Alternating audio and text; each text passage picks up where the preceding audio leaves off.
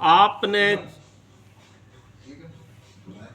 आपाने जुहति प्राणम प्राणे पानम तथा परे प्राणापान गति रुधवा प्राणाया प्रायना अपरे नियताहारा प्राणा प्राणेषु जुहवत।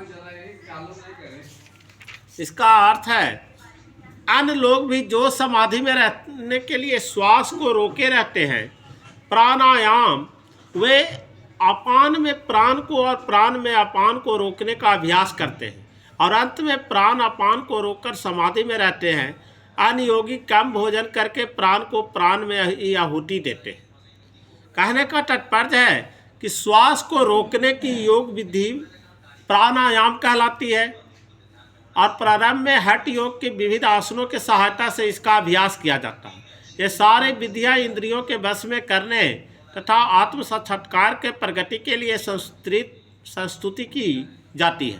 तो इस विधि में शरीर के भीतर वायु को रोका जाता है जिससे वायु की गति की दिशा उलट सके और अपान वायु निम्नगामी अधोमुखी है, प्राण वायु ऊर्ध्वगामी है। तो प्राणायाम में योगी विपरीत दिशा में श्वास लेने का तब तक अभ्यास करता है जब तक दोनों वायु उदासीन होकर पूरक अर्थात सम नहीं हो जाती। तो जब अपान वायु के प्राण वायु में अर्पित कर दिया जाता है तो इसे रोचक कहते हैं।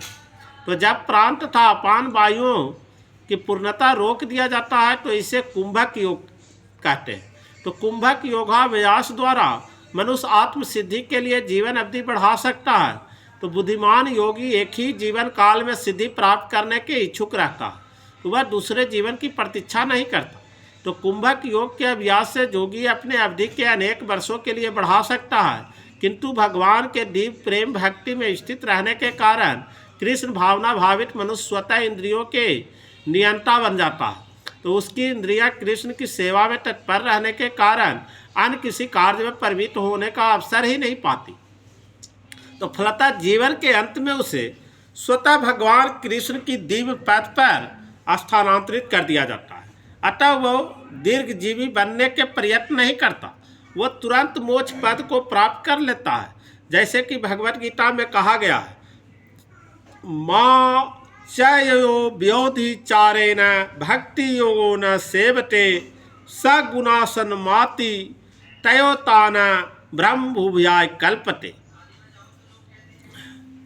जो व्यक्ति भगवान की निश्चल भक्ति में प्रवृत्त होता है वो प्रकृति के गुणों को लांघ जाता है और तुरंत आध्यात्मिक पद को प्राप्त हो जाता है। तो कृष्ण भावना भावित व्यक्ति दिव्य अवस्था से प्रारंभ करता है और निरंतर उसी चेतना में रहता है, तो अतः उसका पतन नहीं होता और अंततः वो भगवत धाम को जाता है और कृष्ण प्रसादम को ही खाते रहने से स्वतः कम खाने की आदत पड़ जाता है और इंद्रिय निग्रह के मामले में कम भोजन करना अत्यंत लाभप्रद होता है और इंद्रिय निग्रह के बिना भव बंधन से निकल पाना संभव नहीं है।